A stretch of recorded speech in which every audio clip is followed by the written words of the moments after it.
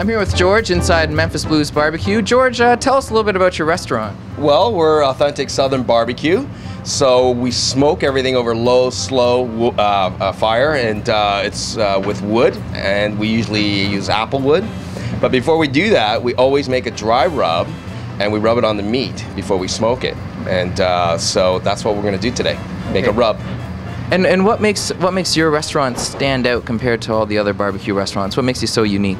Well, we don't grill, and we try to be as authentic as possible, and we stick to what you would get down south. We even have collard greens on the menu. All right, awesome. All right, George, let's get cooking. Okay, let's do this. George's all-purpose dry rub starts with 1 cup of sugar.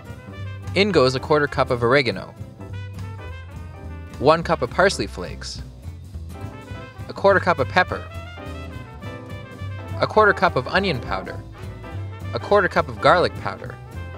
Then add a tablespoon of celery salt. Then 1/8 cup of mustard powder, and if you're brave, a dash of cayenne powder. Follow that up with a 1/4 cup of sweet paprika. Finish up with 1 cup of seasoning salt. Incorporate all the dry ingredients with your hands. Be sure to work out any lumps. You can use this rub for steak, ribs, pork, chicken, and even fish. The dry rub can be stored in an airtight container for up to 6 months. Now grab 6 medium-sized shrimp and 4 tablespoons of butter. Over to you, George. So what you want to do is serve this in a brown butter sauce, and what I mean by that is you let it come up and it start to caramelize. It brings out the nutty flavor of the butter. This is really, really simple. A quick saute, dry rub. Yeah. Look at the amounts I use too. You never, ever want to overcook shrimp because it's like eating little erasers. It's simple, it's quick, and it's very forgiving. And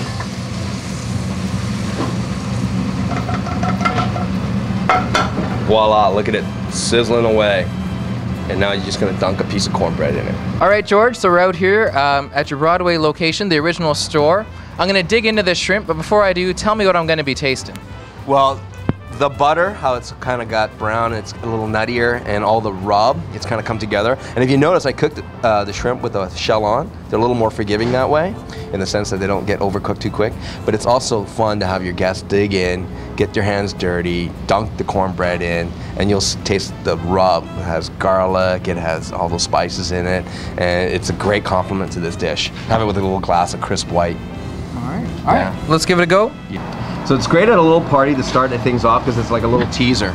You know, when you have these, dunk the cornbread in, sip your wine or beer or whatever your beverage of choice is. I think it's a simple little dish that everybody can do. Tell me a little bit about the Vancouver barbecue scene. What's happening in the city?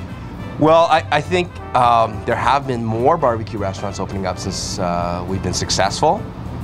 But I think, like any restaurant and anything you do, it's about attention to detail. It's all the little tricks that you do to make your particular restaurant successful. There's 5 Memphis Blues barbecue locations. If you haven't gone to any of them, you're totally missing out. I suggest you come here, where you might find George, or go to any of the different locations. The food is fantastic.